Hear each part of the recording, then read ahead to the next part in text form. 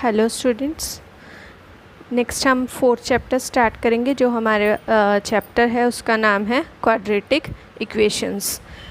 ये जो है कुछ हम सेकंड चैप्टर में भी कर चुके हैं, जहाँ पर हमने पॉलिनोमियल्स पढ़े थे। वहाँ पर हमने क्वाड्रेटिक पॉलिनोमियल्स के बारे में पढ़ा था, जिसकी जनरल फॉर्म होती है ax² + bx + c = 0, और उसके रूट्स भी हमने वहाँ पर फाइंड आउट किए थे, ज़ीरोज़ फाइंड आउट की थी। तो ये चैप्टर भी कुछ उसी तरह से ही है, क्वाड्रेटिक इक्वेशंस।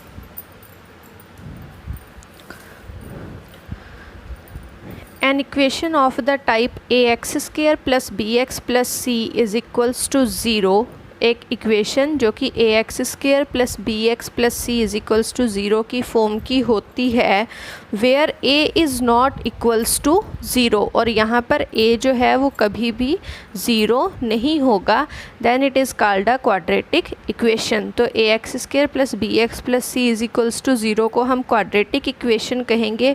और कब कहेंगे? जब जो हमारा a है वो 0 के इक्वल नहीं है, a कभी भी यहाँ 0 नहीं होगा। जो a है उसे हम बोलते हैं कोफिशिएंट ऑफ x², b होता है कोफिशिएंट ऑफ x, और c को कहते हैं कांस्टेंट टर्म। तो ये हमारी जनरल फॉर्म है या स्टैंडर्ड फॉर्म है क्वाड्रेटिक इक्वेशन की। Next, a number alpha is a root of the quadratic equation. जैसे कि हमने सेकंड चैप्टर में भी किया था, रूट या ज़ीरोज़ फाइंड आउट की थी। तो रूट या ज़ीरोज़ क्या होते थे कि हम उसे x की जगह पर पुट करते हैं नंबर को, तो इक्वेशन का आंसर हमारे पास 0 आता है।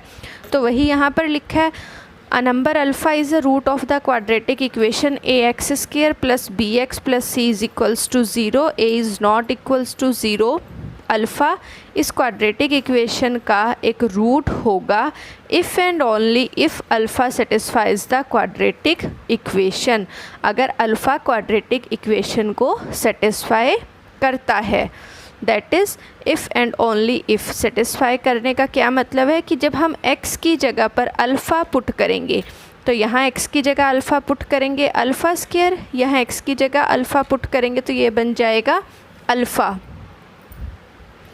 तो a² + b + c अगर 0 के इक्वल होता है तो हम उसे क्या बोलते हैं कि अल्फ़ा जो है इस क्वाड्रेटिक इक्वेशन का रूट है।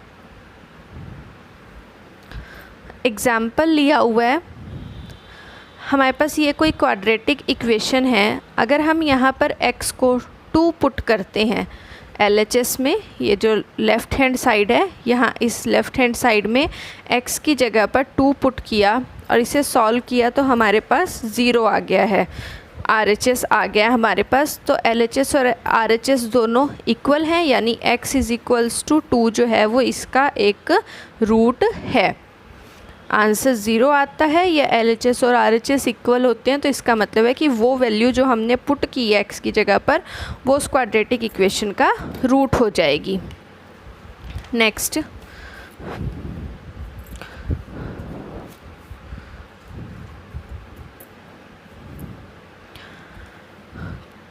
अ quadratic equation in which some terms are missing. ऐसी क्वाड्रेटिक इक्वेशन जिनमें कुछ टर्म्स मिसिंग है। अब हम ये पहले ही कर चुके हैं कि क्वाड्रेटिक इक्वेशन क्या है, ax² + bx + c = 0, where a is not equals to 0, जहाँ पर a कभी भी 0 नहीं होगा। तो यहाँ पर b और c 0 हो सकते हैं।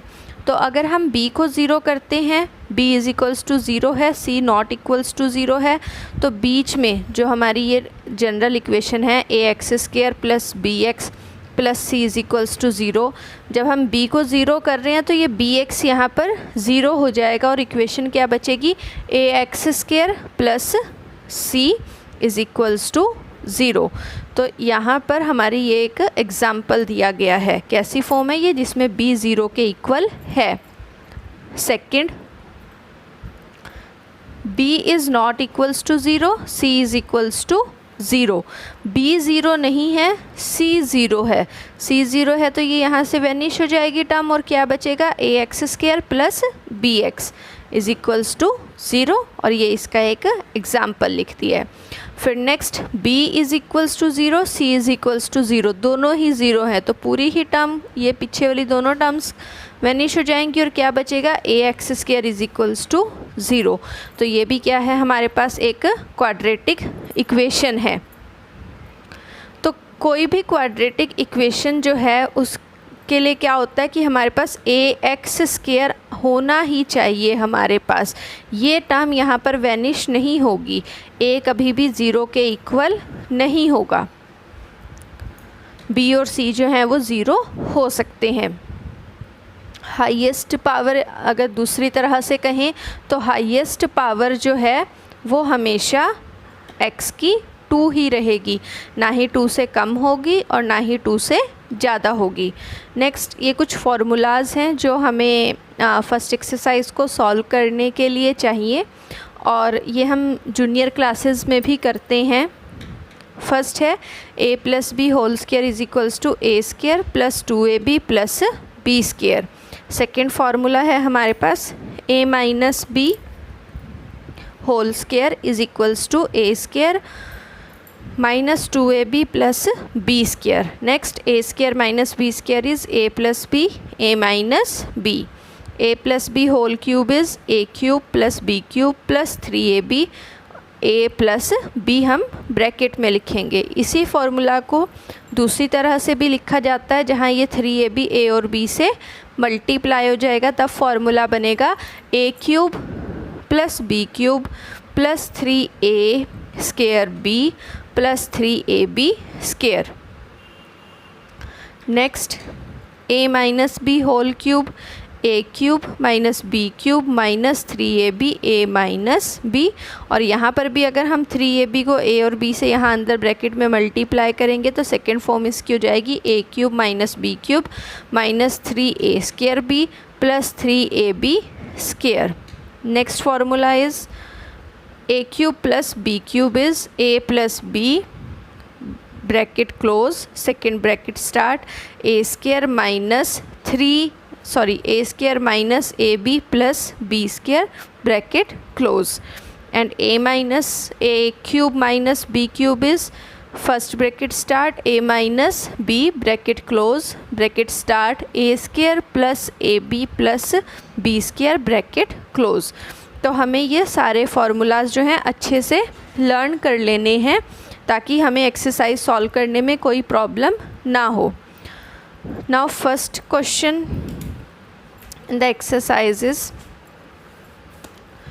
check whether the following are quadratic equations। हमें चेक करना है कि ये जो इक्वेशंस दी गई हैं ये क्वाड्रेटिक इक्वेशंस हैं या नहीं हैं। तो ये क्वेश्चंस बहुत इजी हैं, हम जूनियर क्लासेस में इस तरह के सॉल्व करते हैं, जैसे कि यहाँ पर a+b² लगेगा फार्मूला, 2 यहाँ अंदर ब्रैकेट में मल्टीप्लाई हो जाएगा। नेक्स्ट क्वेश्चन में -2 ब्रैकेट में मल्टीप्लाई हो जाएगा। थर्ड, फोर्थ और फिफ्थ क्वेश्चन में दोनों ब्रैकेट्स को मल्टीप्लाई करेंगे LHS में, दोनों ब्रैकेट्स को मल्टीप्लाई करेंगे RHS में। इसी तरह से इन क्वेश्चंस में है, यहाँ पर a-b² का फार्मूला लगेगा, यहाँ a+b³ और 2x अंदर ब्रैकेट में मल्टीप्लाई हो जाएगा, यहाँ पर a-b³ का फार्मूला लग जाएगा। तो हमें फार्मूलाज यूज़ करके इन क्वेश्चंस को सिंप्लीफाई बनाना है और फिर बताना है कि ये क्वाड्रेटिक इक्वेशंस हैं या नहीं हैं। First part, a+b² formula apply किया, 2 अंदर मल्टीप्लाई कर दिया, सारी टर्म्स LHS में लाकर जो कैंसिल हो रहा है उसे कैंसिल करके हमने इक्वेशन बना ली है। ये इक्वेशन जो है x² में है, हाईएस्ट पावर यहाँ पर 2 है x की, यानी कि ये एक क्वाड्रेटिक इक्वेशन है जहाँ पर a की वैल्यू 1 है, b x होता है, x यहाँ नहीं है यानी कि b 0 है, और c जो कांस्टेंट टर्म है वो कितनी है 7। नेक्स्ट इन दोनों को मल्टीप्लाई करेंगे, सिंप्लीफाई करेंगे, यहाँ पर भी ax² plus bx plus c is equals to 0 की फॉर्म में है ये, यानी कि क्वाड्रेटिक इक्वेशन है जहाँ पर a 1 b -4 और c 6 है। नेक्स्ट पार्ट में ब्रैकेट्स को मल्टीप्लाई किया, x से ब्रैकेट मल्टीप्लाई होएगी, -2 से ब्रैकेट मल्टीप्लाई होएगी। यहाँ पर x से इस ब्रैकेट को मल्टीप्लाई करेंगे, फिर -1 से भी ब्रैकेट को मल्टीप्लाई करेंगे, जैसे कि हम 8th क्लास में ब्रैकेट्स को मल्टीप्लाई करते हैं। तो x square plus x -2x -2 x square plus 3x -x -3, और RHS की सभी टर्म्स को हम सिंप्लीफाई, जो भी इसमें जैसे 3x में से x माइनस हो रहा है, ये माइनस करने के बाद सभी टर्म्स को LHS में लाकर RHS से और इन्हें सॉल्व कर लेंगे। अब यहाँ पर हाईएस्ट पावर x स्क्वायर नहीं है, x रेज़ टू पावर 1 है, यानी कि ये क्वाड्रेटिक इक्वेशन नहीं है। यहाँ बाय मिस्टेक पॉलिनोमियल्स लिख दिया था, हमें क्वेश्चन में इक्वेशन पूछा है, क्वाड्रेटिक इक्वेशन है या नहीं है, तो हम भी क्वाड्रेटिक इक्वेशन ही लिखेंगे यहाँ पर। इसी तरह से ये नेक्स्ट पार्ट्स सॉल्व कर लेने हैं। ax square bx plus c with sign लिखना होता है। तो इस तरह से बहुत इजी क्वेश्चंस हैं ये सभी। जो क्वाड्रेटिक इक्वेशन आ रहा है वहाँ पर a, b और c मेंशन कर देने हैं, जो क्वाड्रेटिक इक्वेशन नहीं है वहाँ पर a, b और c मेंशन नहीं करने हैं। जैसे यहाँ पर हाईएस्ट पावर 1 है तो ये क्वाड्रेटिक इक्वेशन नहीं है। Next part a plus b whole cube का फॉर्मूला लगेगा। यहाँ पर RHS की टर्म्स को LHS में लाकर सिंप्लीफाई कर लेंगे। हाईएस्ट पावर क्यूब है, स्क्वायर नहीं है, तो ये भी क्वाड्रेटिक इक्वेशन नहीं है, क्योंकि क्वाड्रेटिक इक्वेशन के लिए हमारे पास इतनी टर्म होनी चाहिए थी, ax स्क्वायर होना चाहिए था, क्यूब नहीं होना चाहिए था। और इसी तरह से ये नेक्स्ट पार्ट भी हो जाएगा, जहाँ पे क्वाड्रेटिक इक्वेशन है तो a, b और c की वैल्यूज़ यहाँ पर हम लिख देंगे। Now second question, represent the following situations in the form of quadratic equations. हमें दी गई सिचुएशंस को क्वाड्रेटिक इक्वेशन में लिखना है, जैसे कि हमने 3rd चैप्टर में भी किया था। हम वहाँ पर वर्ड प्रॉब्लम्स को सॉल्व करने के लिए पहले linear pair of equations form करते थे, तो वहाँ हमें मेंशन किया गया था form a pair of linear equation, और लीनियर इक्वेशन की जनरल फॉर्म होती है ax plus by plus c is equals to 0। इसलिए हम वहाँ पर 2 वेरिएबल लेट किया करते थे, x एंड y। यहाँ पर हमें क्वाड्रेटिक इक्वेशन बनाने के लिए कहा गया है। क्वाड्रेटिक इक्वेशन होती है ax square plus bx plus c is equals to 0। तो सिर्फ x ही यूज़ होता है इसमें, क्वाड्रेटिक इक्वेशन में एक ही वेरिएबल यूज़ होता है, तो इसलिए हम एक वेरिएबल ही लेट करेंगे, 2 वेरिएबल्स लेट नहीं करेंगे। ये ध्यान रखना है कि हमें क्वाड्रेटिक इक्वेशन बनाने के लिए कहा गया है या फिर हमें linear pair of equations form करने के लिए कहा गया है। सेकंड, हमें किस तरह से पता चलता है कि दिया गया क्वेश्चन जो है वो क्वाड्रेटिक इक्वेशन से है या लीनियर पेयर ऑफ इक्वेशन से है। तो वहाँ जब हम पेयर ऑफ लीनियर इक्वेशंस करते हैं, लीनियर इक्वेशंस में हमें ऐड या माइनस के लिए क्वेश्चंस दिए गए होते हैं, और जब हम क्वाड्रेटिक इक्वेशन से रिलेटेड क्वेश्चन करते हैं तो यहाँ पर मल्टीप्लाई के रिलेटेड क्वेश्चंस हमें दिए गए होते हैं। तो मल्टीप्लाई से रिलेटेड जब भी क्वेश्चन है तो वहाँ पर क्या होगा, हमें एक ही वेरिएबल लेट करना है x। Now first part is the area of a rectangular plot is 528 metre square. हमें एरिया दिया गया है, area of rectangular plot is equals to 528 metre square, ये हमने लिख लिया।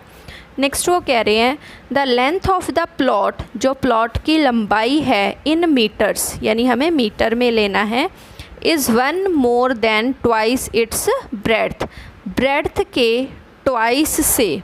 तो ब्रेड्थ का हम ट्वाइस कर देंगे, मतलब 2 से मल्टीप्लाई करेंगे इज़ 1 मोर, ट्वाइस से भी 1 ज़्यादा है। We need to find length and breadth of the plot, plot की लेंथ और ब्रेड्थ हमें फाइंड आउट करनी है। तो लेंथ के लिए कंडीशन दी गई है, हम ब्रेड्थ लेट कर लेते हैं। Let breadth of rectangular plot is equals to x meter.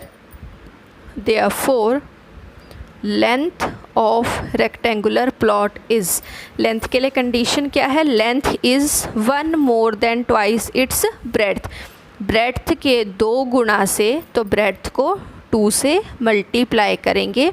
Is 1 मोर, एक ज़्यादा है तो 1 या 1 इसमें ऐड कर देंगे, ये हमारे पास लेंथ आ जाएगी। तो लेंथ कितनी होगी ये रेक्टेंगुलर प्लॉट की, 2x + 1 metre. We need to find the length and breadth of the plot, plot की लेंथ और ब्रेड्थ हमें फाइंड आउट करनी है। एरिया दिया गया है, length multiply breadth is equals to area. Therefore according to question x 2x + 1 is equals to 528 because area of rectangle is equals to length multiply breadth। Values ले ली हैं हमने, इसे सॉल्व कर लेंगे। x ब्रैकेट में मल्टीप्लाई होगा तो ये बन जाएगा 2x²। x को 1 से मल्टीप्लाई करेंगे, x multiply 1 is x is equals to 528। इधर आकर माइनस हो जाएगा, 2x² + x - 528 is equals to 0, जो कि ax² + bx + c के फॉर्म में है, इसलिए ये क्या है, एक क्वाड्रेटिक इक्वेशन है। और यहाँ पर हमें सिर्फ क्वाड्रेटिक इक्वेशंस ही बनाने के लिए कहा है, उन्हें सॉल्व करने के लिए नहीं कहा गया। तो हम यहाँ पर लिख देंगे which is a quadratic equation where a is equals to 2, b is equals to 1 and c is equals to -528। now second part, question के सेकेंड पार्ट में कहा गया है द प्रोडक्ट ऑफ, मल्टीप्लाई करना है किस किस को, 2 कंजिक्यूटिव पॉजिटिव इंटीजर्स। कंजिक्यूटिव मतलब लगातार, लगातार यानी कि अगर एक नंबर 5 है तो उसका कंजिक्यूटिव नंबर क्या होगा, 6। अगर एक नंबर 78 है तो उसका कंजिक्यूटिव नंबर क्या होगा, 79। तो नेक्स्ट नंबर कैसे आता है, +1 करने पर, यानी कि अगर हम एक नंबर x ले लेते हैं तो उससे नेक्स्ट नंबर कैसे आएगा, +1 करने पर, तो वो नंबर क्या बन जाएगा, x + 1। तो हमारे पास 2 नंबर्स आ जाएंगे, x एंड x + 1। हम लेट कर लेते हैं नंबर्स को। Let first number is equals to x, therefore second, positive integer दिया है तो हम भी यहाँ पर पॉजिटिव इंटीज़र ही लिख लेते हैं। Let first positive integer is x, therefore second positive integer is equals to x + 1। according to question the product of 2 consecutive positive integers, 2 consecutive positive integers का प्रोडक्ट, प्रोडक्ट यानी कि इन दोनों को हम मल्टीप्लाई करेंगे। प्रोडक्ट इज़ 306, प्रोडक्ट 306 है तो is equals to में आ जाएगा हमारे पास 306। x² + x is equals to 306, इधर आकर माइनस हो जाएगा और ये हमारी एक क्वाड्रेटिक इक्वेशन आ गई है जो कि ax² + bx + c is equals to 0 की फॉर्म की है। तो हम लिख देंगे which is a quadratic equation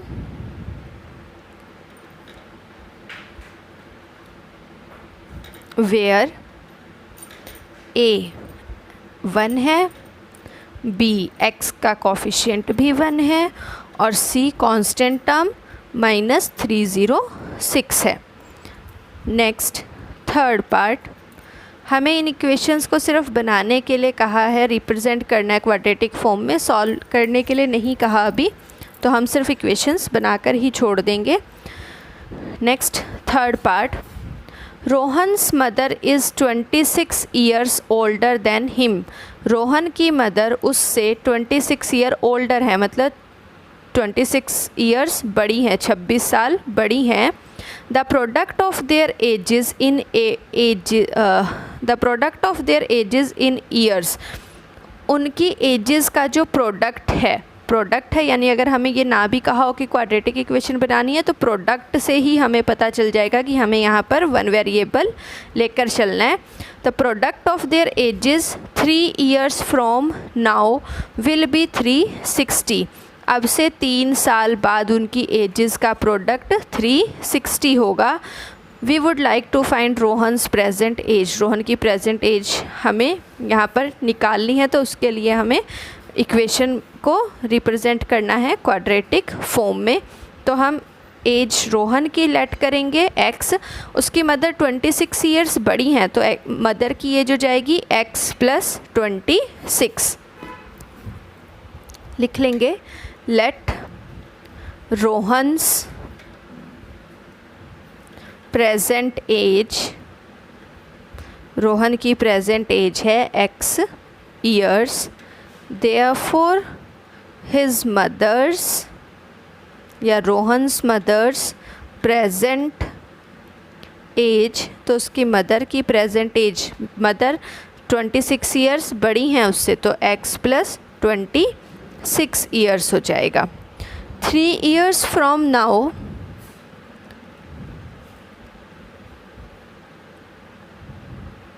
अब से 3 साल बाद रोहन्स एज, रोहन की एज हो जाएगी x + 3 ईयर्स, और 3 ईयर्स फ्रॉम नाउ, अब से 3 साल बाद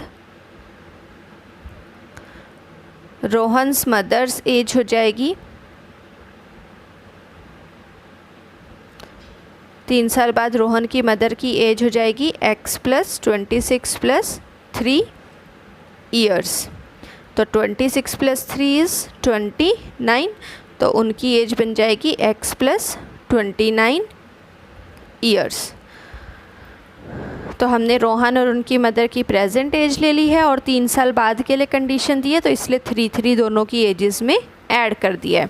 वो कह रहे हैं 3 years from now the product of their edges will be, उनकी एजेस का प्रोडक्ट, 3 साल बाद की एजेस का प्रोडक्ट, तो 3 साल बाद की एजेस है x + 3 एंड x + 29।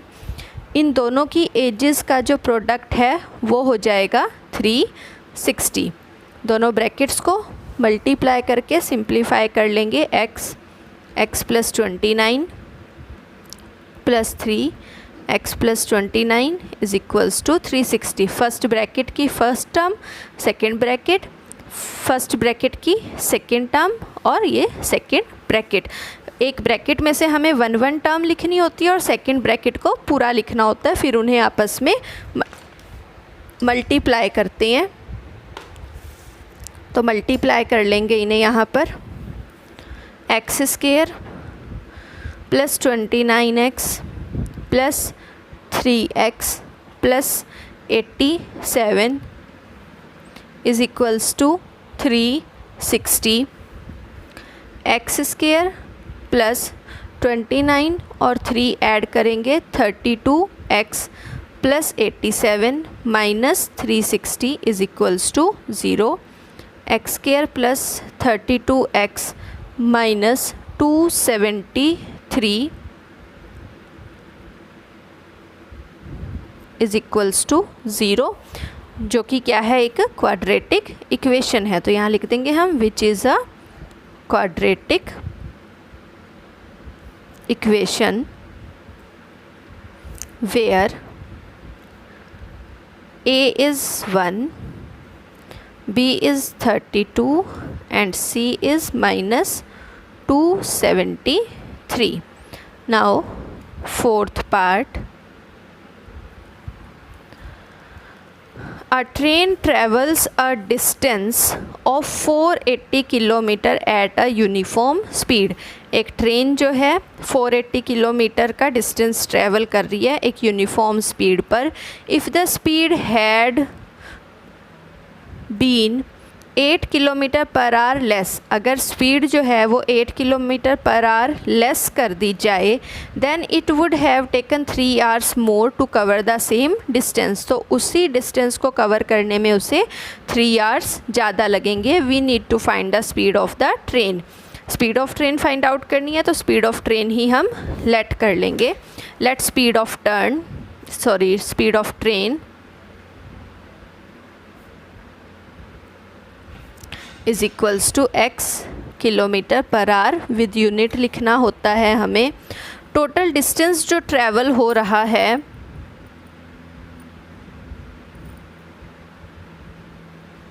वो कितना है 480 किलोमीटर. देयरफॉर हमें पता है स्पीड का formula, speed is equals to distance upon time. तो स्पीड, या हम फार्मूला यहीं लिख लेते हैं.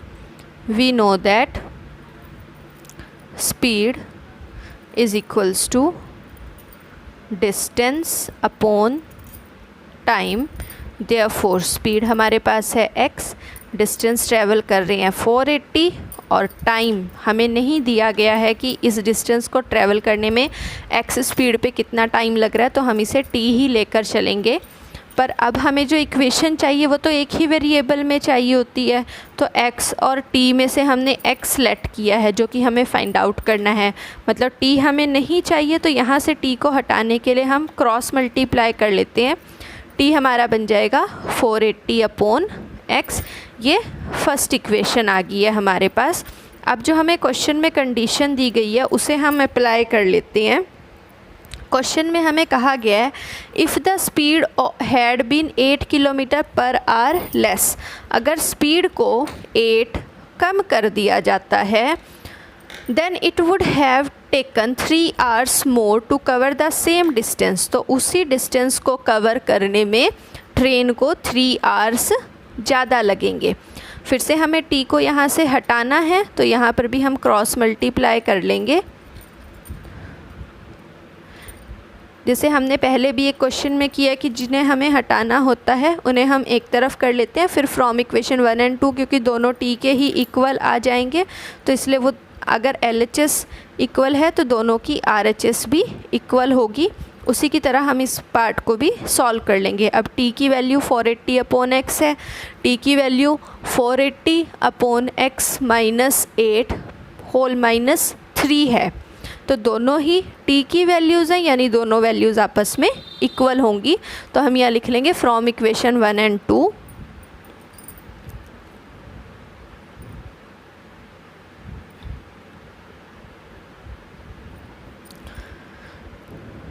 दोनों इक्वेशंस की राइट हैंड साइड जो है वो आपस में इक्वल हो जाएगी. अब इन दो इक्वेशन को इसे हम सिंप्लीफाई कर लेंगे, चाहे सारी टर्म्स एक तरफ ले आते हैं या इधर सॉल्व करके फिर हम दूसरी तरफ इसे चेंज कर लेंगे, या एक साथ ही LCM ले लेते हैं. तो ये पूरी टर्म इधर ले आएंगे. 480 upon x minus 480 upon x minus 8 minus plus 3 is equals to 0. ये पूरा जो है नेगेटिव हो जाएगा और प्लस ये माइनस में है ये प्लस हो जाएगा. LCM ले लेंगे x माइनस 8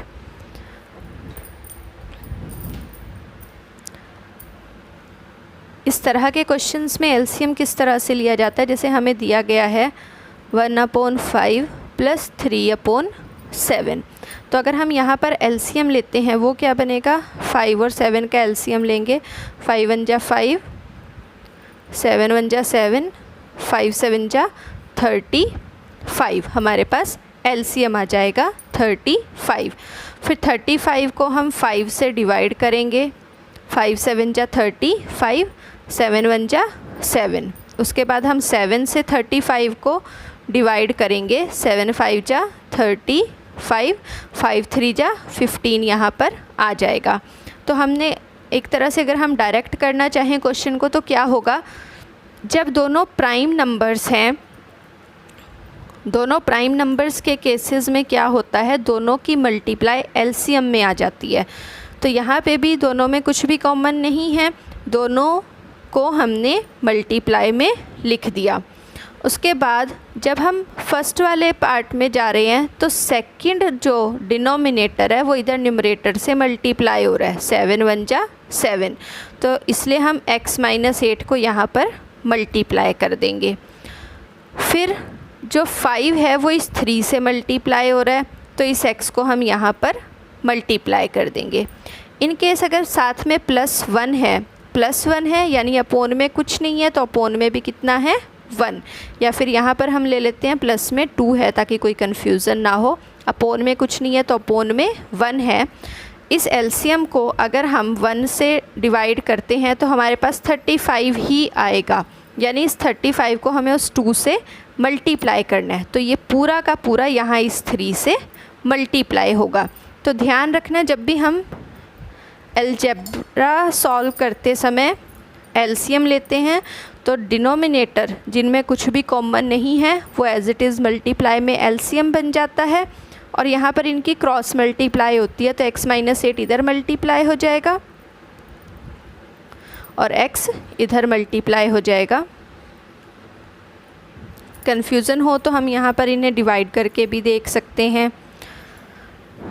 अगर x से डिवाइड करेंगे x से x कैंसिल हो जाएगा, ये मल्टीप्लाई हो जाएगा। x - 8 से डिवाइड करेंगे, ये कैंसिल हो जाएगा और x यहाँ मल्टीप्लाई हो जाएगा। जैसे भी आपको इजी लगे वैसे क्रॉस मल्टीप्लाई का ज़्यादा सिंपल हो जाता है। और यहाँ डिनोमिनेटर में जब कुछ भी नहीं है तो ये पूरा का पूरा 3 से मल्टीप्लाई हो जाएगा, इज़ इक्वल्स टू 0। ये टर्म 0 के पास जाकर 0 ही बन जाएगी। बाकी इसे हम सॉल्व कर लेंगे। इसे सॉल्व करेंगे तो ये हमारे पास बन जाएगा 480x plus minus 3840 minus 480x plus 3x² minus 24x is equals to 0। 480x से 480x कैंसिल हो जाएगा, ये हमारे पास बचेगा 3x² minus 24x minus 3840 is equals to 0। 3 यहाँ से हम कॉमन ले लेंगे तो ये हो जाएगा x² माइनस 3 8 जा 24, 3 1 जा 3, 3 2 जा 6, 3 8 जा 24, 0 is equals to 0। x² minus 8x minus 1280 is equals to 0। ये भी क्वाड्रेटिक इक्वेशन है तो हम लिख देंगे which is A quadratic equation where a is 1, b is -8 and c is -1280। ये हमारे पास आंसर्स आ जाएंगे। तो ये एक्सरसाइज भी हमारी यहाँ पर कंप्लीट होती है। बहुत इजी एक्सरसाइज है, ध्यान से कैलकुलेशन करते हुए इसे सॉल्व करना है। Thank you students.